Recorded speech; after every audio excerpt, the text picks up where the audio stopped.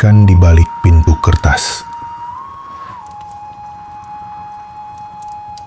Selamat datang di tempat di mana sejarah menjadi bisikan lembut dan masa lalu mengantar Anda perlahan menuju tidur nyenyak. Malam ini, mari kita tinggalkan kesibukan dunia modern. Kita padamkan lampu-lampu terang dan kita tenggelam dalam keheningan yang jauh. Kita akan melakukan perjalanan kembali ke era Jepang feodal yang penuh dengan pedang, kehormatan, dan bayangan yang bergerak. Tetapi bukan bayangan yang Anda kira. Anda mungkin pernah mendengar tentang ninja, para pejuang rahasia yang melompat di atap dan menyerang dalam kegelapan. Namun, di balik narasi dramatis itu, ada kisah yang jauh lebih sunyi, lebih halus, dan jauh lebih mematikan. Ini adalah kisah para kunoichi, mata-mata wanita yang terlupakan.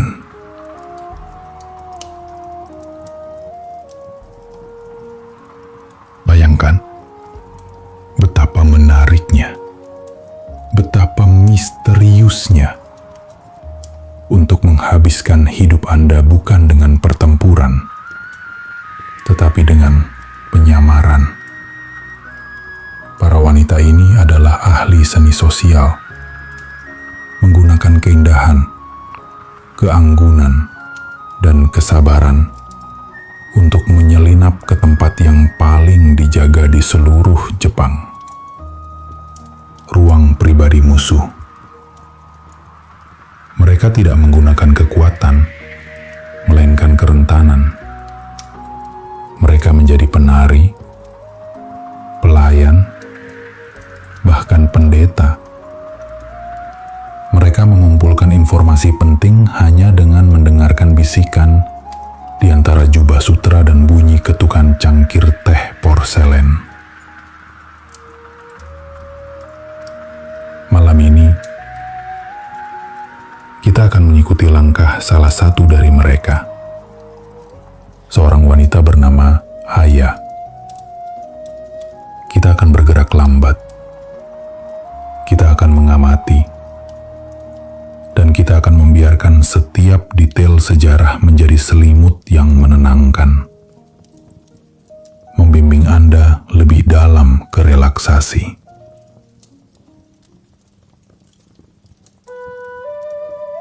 Sekarang, tarik napas panjang,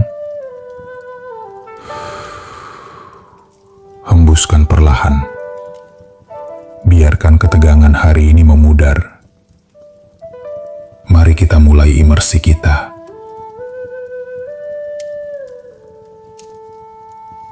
Adegan 1. Menyelami kehidupan sehari-hari.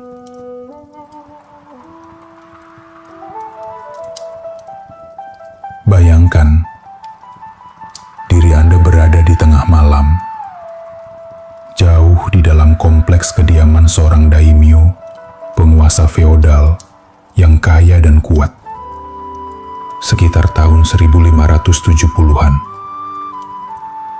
Ini bukan malam yang dingin, tetapi udara terasa tajam, membawa aroma samar dupa yang terbakar di kuil pribadi daimyo, bercampur dengan bau kayu yang lembab dan tanah basah.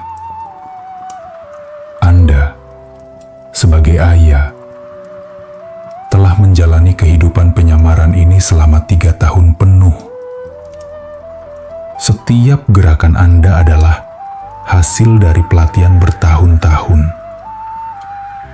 Tetapi kini, gerakan itu harus tampak alami, mudah, dan tidak penting.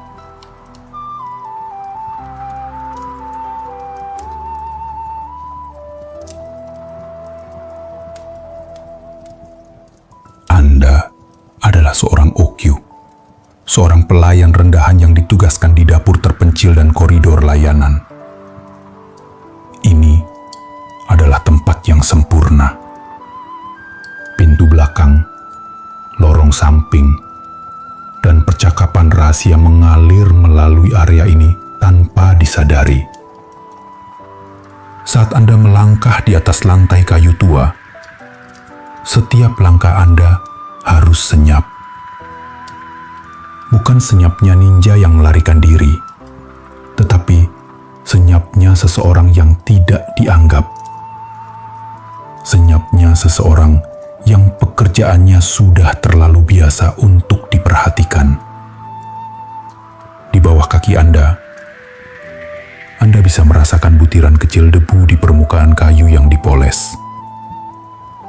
Gesekan yang lembut, hampir tak terdengar.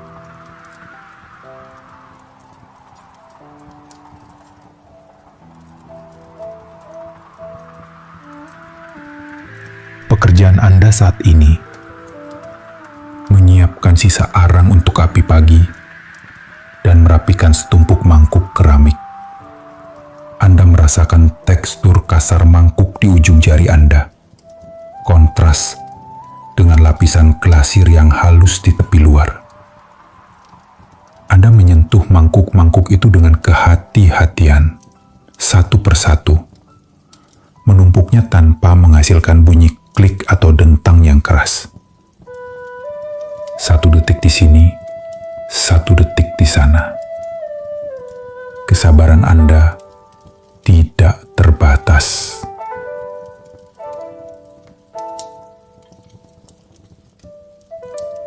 Di balik dinding soji yang tipis di seberang aula, Anda mendengar dengungan percakapan yang sangat redup.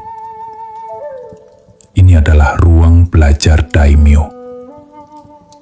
Anda tahu bahwa pada jam selarut ini, yang tersisa hanya penguasa sendiri dan penasihat militernya yang paling terpercaya.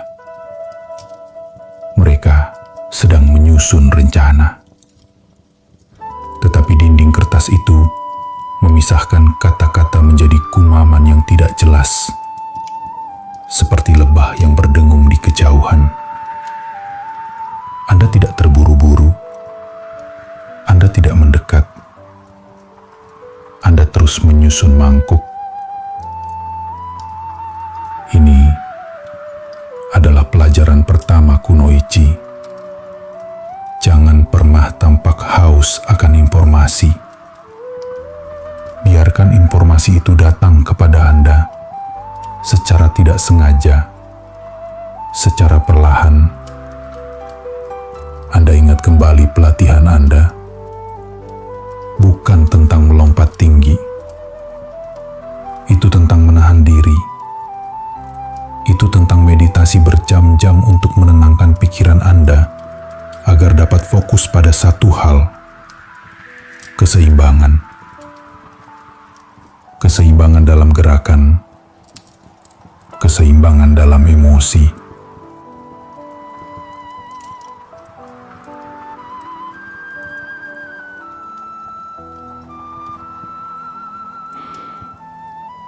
Anda menutup mata sejenak,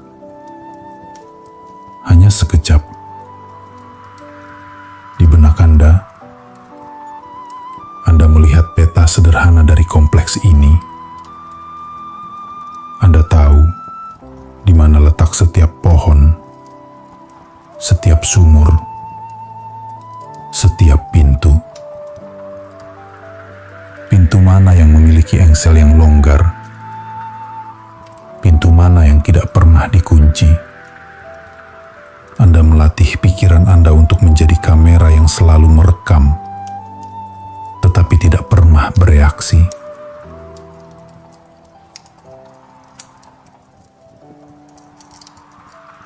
Anda membuka mata. Sebuah lentera kertas kecil tergantung di atas Anda, memancarkan cahaya jingga kekuningan yang lembut. Bayangan Anda sendiri memanjang dan berayun pelan saat Anda membungkuk.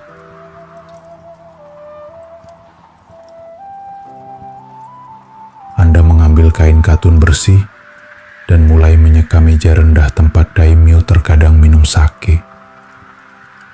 Gerakan Anda melingkar, berulang-ulang. Anda tahu bahwa Anda telah melakukan gerakan ini ribuan kali. Ini adalah ritme Anda, lagu pengantar tidur, penyamaran Anda. Saat Anda menyeka, Anda memperhatikan selembar kertas kecil yang jatuh ke lantai, tersembunyi di bawah tikar. Itu adalah kesalahan kecil dari salah satu samurai yang lewat lebih awal. Anda tidak meraihnya. Anda tidak melihat ke bawah. Anda terus menyeka meja. Anda biarkan kain di tangan Anda jatuh ke lantai, seolah-olah secara tidak sengaja. Saat Anda membungkuk untuk mengambil kain, tangan Anda secara alami menjepit kertas itu. Semua dalam satu gerakan yang lancar, alami, dan tidak tergesa-gesa. Anda berdiri tegak dan melanjutkan gerakan menyeka meja yang menenangkan. Jantung Anda berdetak dengan irama yang tenang. Tidak ada lonjakan adrenalin. Anda tahu, bahkan jika ada mata yang melihat, mereka hanya akan melihat seorang pelayan yang kikuk. Anda sekarang memiliki selembar peta rute perdagangan. Itu tidak memiliki nilai militer, tetapi menunjukkan ketergantungan daimyo pada sumber daya tertentu.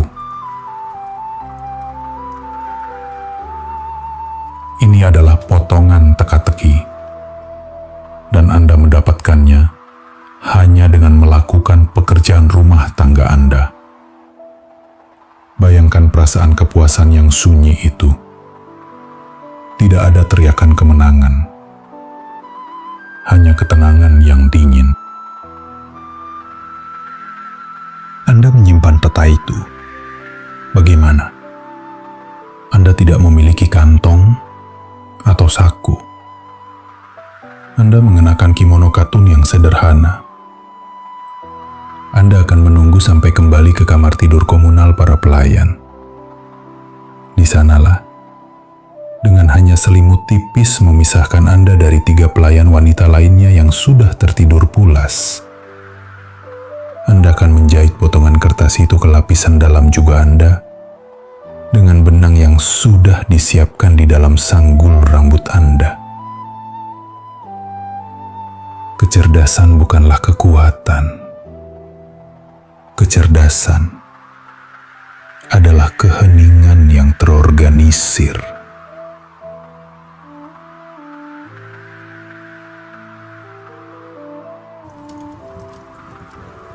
Bayangkan bau tinta dan kertas di dekat kulit Anda. Sebuah rahasia dibawa di bawah kulit. Pikirkan bagaimana setiap hari Anda menghabiskan sebagian besar waktu Anda menunggu.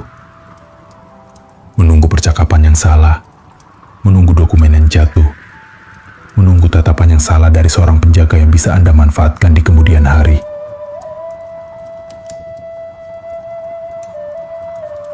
Ini adalah kehidupan yang lambat, penuh kesabaran yang tak terhingga. Ini adalah seni kehalusan. Mari kita dengarkan suara-suara di dalam kastil itu. Saat malam semakin larut, biarkan suara-suara itu menenangkan Anda.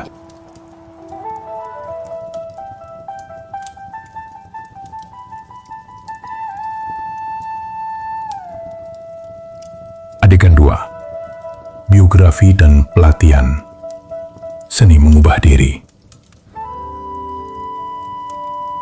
Kita tinggalkan ayah di dalam kastil itu, membiarkan rahasia itu menjadi bagian dari dirinya. Mari kita beralih ke masa lalu. Bagaimana ayah kecil, mungkin seorang yatim piatu, yang diambil dari keluarga petani miskin, yang memiliki kesetiaan lama kepada Plan, atau dari desa-desa tersembunyi di Iga atau Koka, mulai menjadi kunoichi. Pelatihannya sangat berbeda dari pelatihan para ninja pria. Bagi ninja pria, fokusnya adalah pada kekerasan, kekuatan, dan bergerak cepat. Bagi Kunoichi seperti Aya, fokusnya adalah pada kelembutan yang menghancurkan. Bayangkan diri Anda sebagai Aya yang masih sangat muda, di kuil yang tersembunyi, di mana udara selalu berbau teh hijau dan dupa. Anda tidak berlatih meninju karung pasir. Anda berlatih etiket. Pelajaran pertama adalah seni penyamaran. Menjadi Miko, pendeta wanita kuil, atau Shirabyoshi, penari istana. Ini membutuhkan penguasaan yang lengkap atas disiplin yang mematikan bagi seorang mata-mata. Kesempurnaan sosial. Anda harus tahu setiap detail dalam upacara minum teh. Berapa banyak lipatan yang harus ada di kimono Anda. Sudut busur yang tepat saat menyapa seorang bangsawan. Ini adalah perisai Anda. Jika Anda terlihat sempurna, Anda tidak terlihat sama sekali.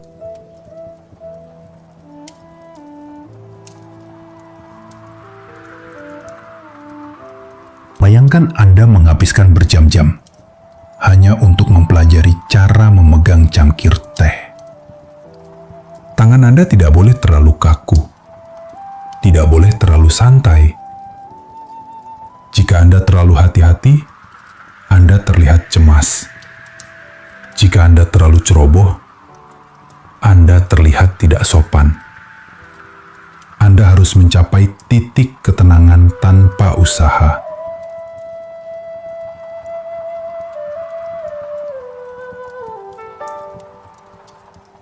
Mari kita dengarkan bunyi gesekan pena di atas kertas. Pelatihan memori. Aya tidak boleh mencatat apapun. Semua yang didengar, semua yang dilihat harus dihafal. Para kunoichi melatih memori mereka seperti para biksu melatih tubuh mereka. Setiap nama, setiap wajah, setiap percakapan yang didengar secara tidak sengaja harus menjadi cetakan sempurna di benak.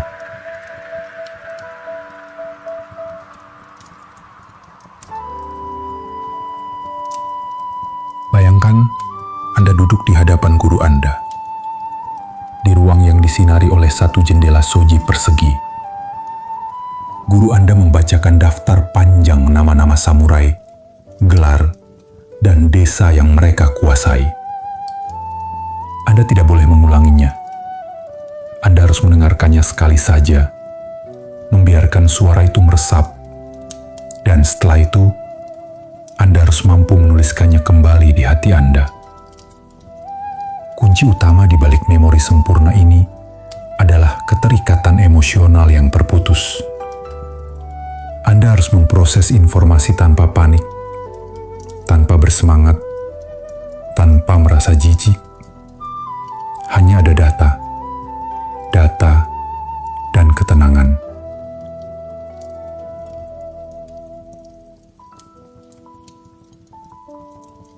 Saatnya beralih ke senjata.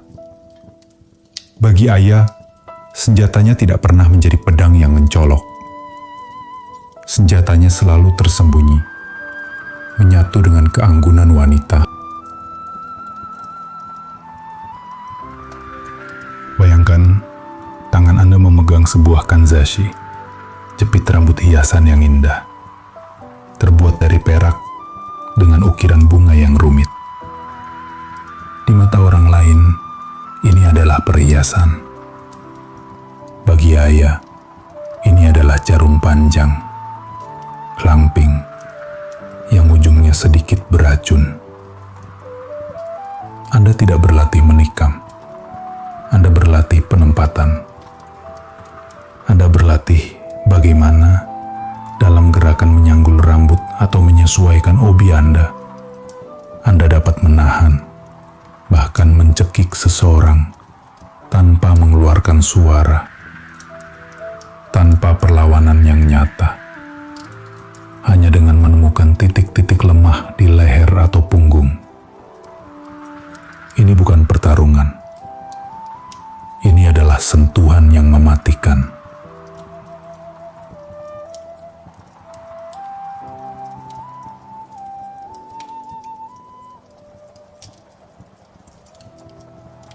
Kita beralih ke misinya pertamanya.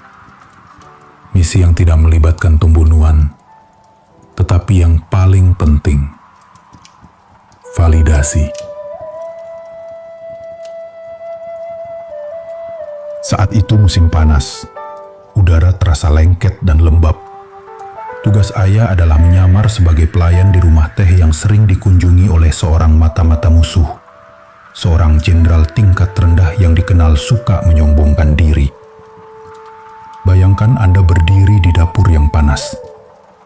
Aroma jahe, ikan panggang dan teh yang kuat memenuhi udara. Anda melihat jenderal itu tertawa terbahak-bahak di ruang terpisah. Jenderal itu berbicara tentang logistik dan strategi. Saat pelayan utama menyajikan sake hangat, ayah harus melakukan satu hal, menukar sumpitnya. Pelayan utama meletakkan nampan. Ayah, dengan kecepatan dan ketepatan yang hampir tak terlihat, menyingkirkan sumpit kayu biasa dan menggantinya dengan sumpit yang ujungnya mengandung sedikit tinta tak terlihat.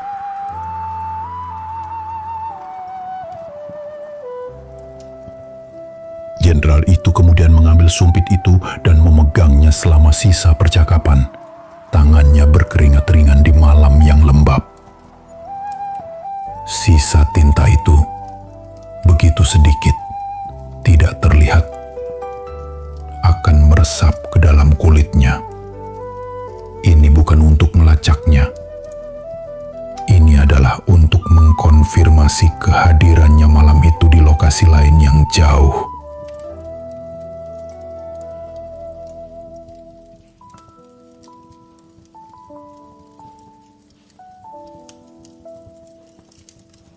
Malam itu, setelah pulang ke kuil, ayah mencuci tangan. Dia tidak merasakan apa-apa. Jantungnya berdetak dengan lambat. Dia tahu dia telah berhasil. Keberhasilan dalam spionase wanita adalah ketidakhadiran drama. Tidak ada jejak yang ditinggalkan. Hanya ada satu konfirmasi sunyi untuk klannya. Sejak saat itu, ayah tahu bahwa kesabaran adalah senjata terbaiknya. Keanggunan adalah perlindungannya. Kelembutan adalah kekuatannya.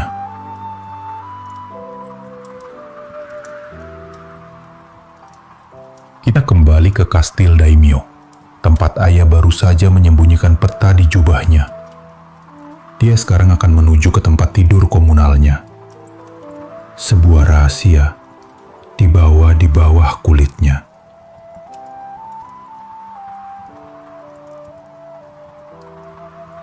Adegan 3. Misteri, budaya, dan kode sunyi. Sistem komunikasi rahasia. Ayah kini telah kembali ke kamar pelayan. 3 wanita lainnya terlelap dalam tidur yang lelah. Anda bisa mendengar napas mereka yang dangkal dan teratur. Sebuah irama yang menenangkan yang mengingatkan Anda bahwa Anda tidak sendirian. Namun Anda juga paling sendirian di ruangan itu. Di bawah selimut katun tipis, tangan ayah yang terlatih dengan ahli menjahit kertas peta rute perdagangan itu ke lapisan dalam kerah kimononya. Jarum itu bergerak diam-diam, seperti serangga di malam hari.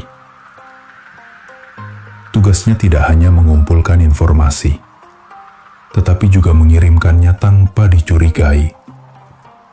Inilah bagian yang paling misterius dari dunia kunoichi.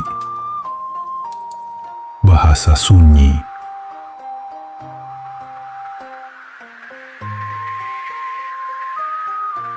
bayangkan, Anda melihat budaya samurai yang tampak kaku dan sangat formal. Setiap gerakan, setiap ritual, dari upacara minum teh hingga susunan bunga di tokonoma, ceruk pajangan, memiliki arti.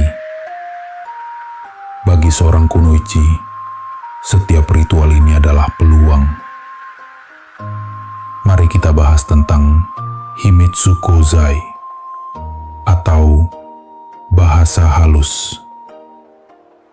Ini adalah sistem kode yang bergantung pada hal-hal yang tidak akan pernah dicurigai oleh seorang samurai atau pengawal. Misalnya, Goshikimai, 5 warna padi. 5 warna beras yang dicelupkan secara alami. Putih, hitam, merah, kuning, dan hijau. Dapat digunakan untuk membuat pola di kebun batu daimyo. Jika ayah bertugas membersihkan kebun, dia bisa menempatkan beberapa biji padi berwarna di posisi tertentu. Padi merah berarti bahaya, serangan akan datang dari timur. Padi hitam berarti misi gagal, mundur segera. Padi hijau berarti semua jelas, kami mendapat informasi.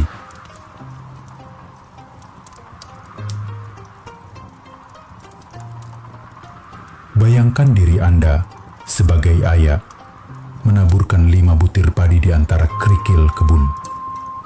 5 detik tindakan, 5 butir padi.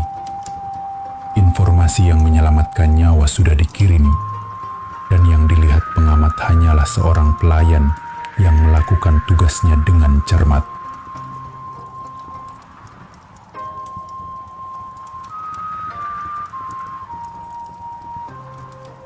Kita beralih ke dalam kastil, di ruang tamu utama. Ayah, dalam penyamarannya, sering melayani para istri daimyo yang menghabiskan waktu mereka dengan seni halus seperti ikebana, seni merangkai bunga, dan kodo, seni wewangian. Ritual-ritual ini, yang dirancang untuk kecantikan dan ketenangan, menjadi media sempurna untuk spionase. Pikirkan tentang ikebana. Ada aturan ketat tentang bagaimana bunga harus diatur. Langit tertinggi, manusia tengah, dan bumi terendah. Jika ayah melihat bunga yang diatur secara tidak biasa, misalnya bunga manusia sedikit condong ke kiri, dan bunga langit menggunakan jenis bunga yang seharusnya hanya tumbuh di wilayah musuh, itu adalah pesan tentang gerakan pasukan atau sekutu baru.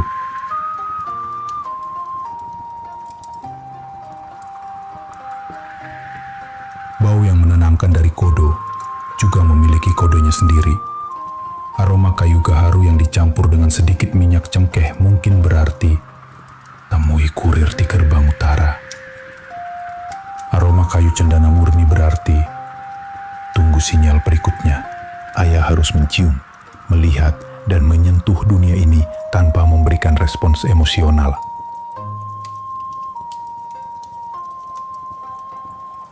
Baginya, keindahan adalah bahaya yang dikemas dengan rapi.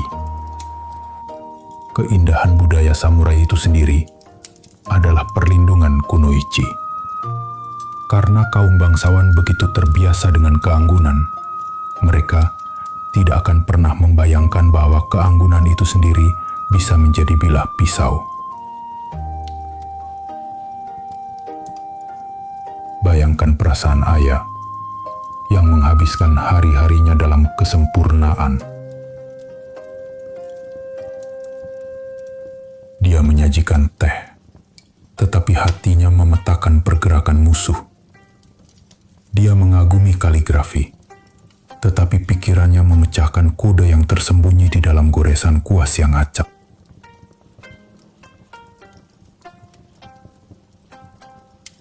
Ini adalah hidup yang sangat lambat, namun sangat berbahaya. Setiap hela napas, setiap penempatan kaki, harus disengaja dan sempurna. Namun tampak tidak disengaja dan biasa-biasa saja. Ketenangan ini adalah kunci untuk bertahan hidup.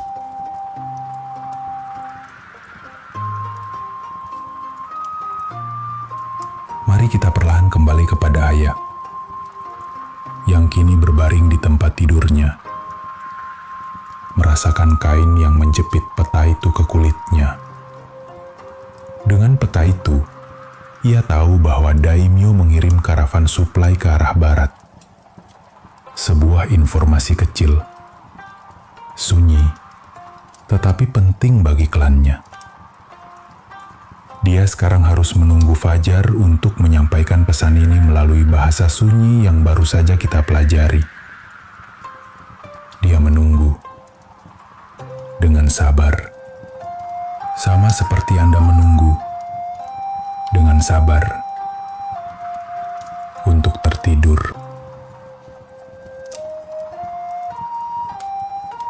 Adegan 4. Kontras sosial. Blind spot kaum elit.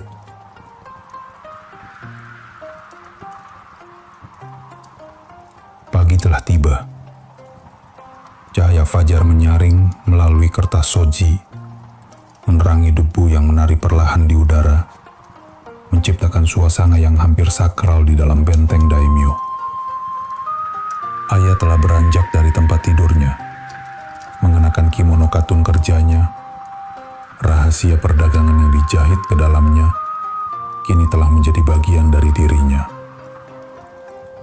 Tugasnya pagi ini membawanya ke koridor utama, berdekatan dengan tempat tinggal pribadi daimyo, yang kini disibukkan oleh kemewahan yang berlebihan.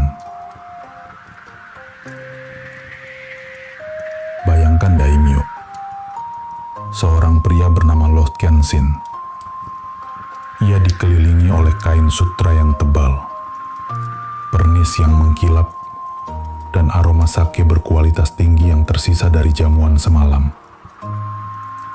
Semuanya dalam hidupnya dirancang untuk kenyamanan, kekuasaan, dan yang paling penting, ilusi keamanan.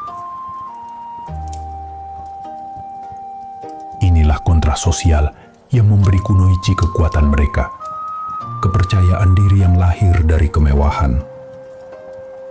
Para daimyo dan samurai mereka hidup dalam dunia yang sangat teratur.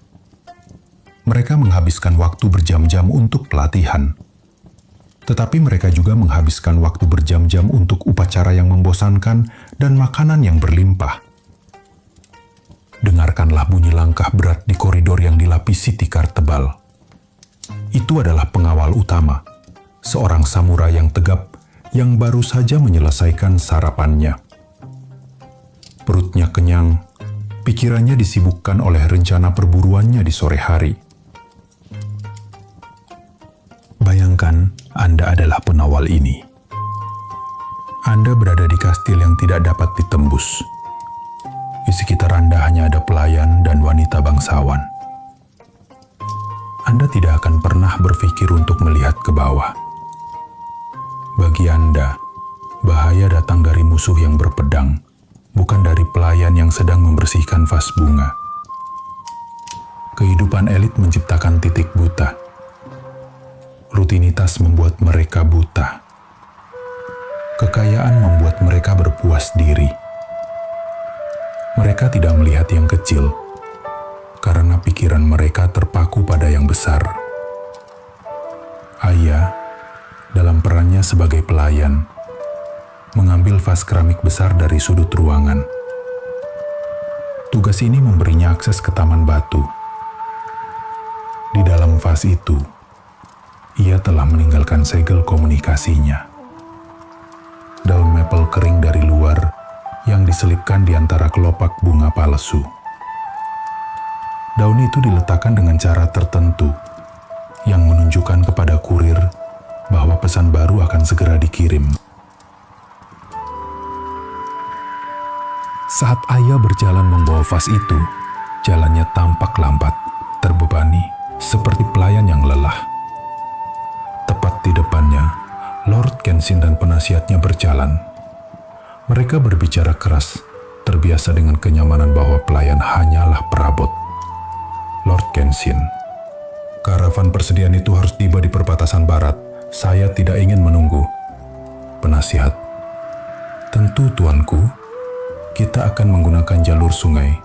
Tidak ada yang akan mencurigai pergerakan di sana.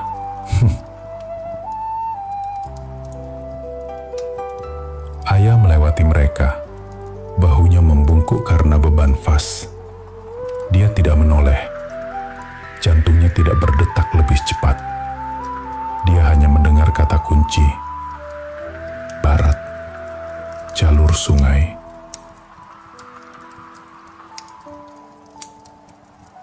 Dia mengumpulkan detail.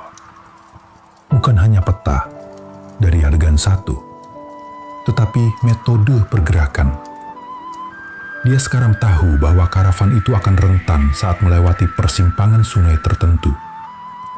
Jauh dari pengawasan. Dia tidak perlu berkelahi. Dia tidak perlu merangkak di atap. Dia hanya perlu menjadi pelayan yang paling sepi dan paling tidak penting di seluruh Jepang. Ini adalah esensi dari kunoichi. Menggunakan kelemahan sistem sosial, yaitu bagaimana orang yang berkuasa meremehkan orang yang rendah hati, sebagai senjata terbaik mereka. Keheningan dan penyamaran adalah kekuasaan tertinggi mereka.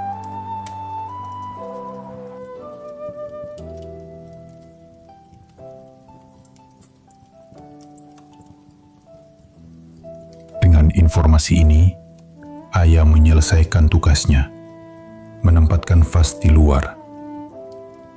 Kurir klannya akan melihat daun maple yang terselip aneh di tengah keindahan yang diatur secara sempurna. Dan mereka akan memecahkan teka-teki itu dalam keheningan yang sama.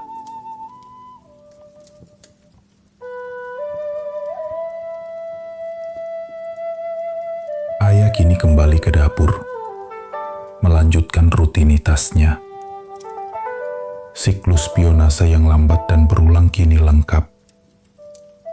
Dia telah mengumpulkan, mengkodekan, dan mengirimkan. Dan tidak ada seorang pun di kastil yang menyadarinya. Bayangkan perasaan lega yang tenang itu. Tidak ada perayaan, hanya kelanjutan dari pekerjaan. Ritme kehidupan sehari-hari telah menjadi kemenangan.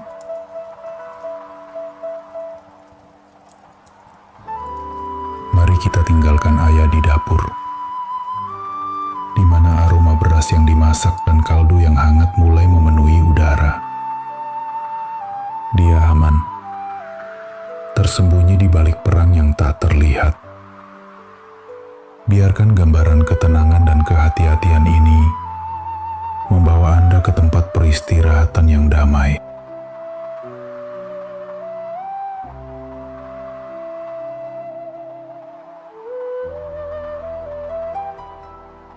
Saat kita perlahan mengucapkan selamat tinggal pada ayah dan dunia kunoichi yang sunyi, biarkan kesabaran mereka menjadi pelajaran terakhir malam ini. Bayangkan wanita seperti ayah. Mereka hidup dalam bahaya yang konstan. Namun senjata terkuat mereka bukanlah pedang, tetapi kemampuan untuk tetap tenang. Untuk mengamati yang kecil, dan untuk beristirahat dalam kepastian bahwa kesempurnaan sosial adalah pelindung mereka. Anda tidak perlu menghadapi daimyo atau menukar sumpit di rumah teh malam ini. Anda berada di tempat yang aman, di tempat yang nyaman. Jika ayah harus mempertahankan setiap gerakan dan setiap bisikan, Anda dapat melepaskan semua gerakan dan semua kata. Tubuh Anda beristirahat di atas sesuatu yang jauh lebih lembut daripada tikar tatami kuno. Dan pikiran Anda perlu mengkodekan biji padi. Biarkan kisah keanggunan yang berbahaya, kode yang tersembunyi dalam bunga, dan gerakan lambat seorang pelayan yang tak terlihat ini menjadi lagu pengantar tidur Anda. Rasakan kehangatan selimut Anda, hirup udara di sekitar Anda, dan ketahui bahwa Anda sepenuhnya aman. Terima kasih telah menemani kami dalam perjalanan sunyi ini. Kami berharap Anda akan segera kembali. Tetapi untuk saat ini, kami mendoakan Anda mimpi yang paling damai. Tarik napas panjang, hembuskan perlahan. Biarkan diri Anda tenggelam. Anda aman.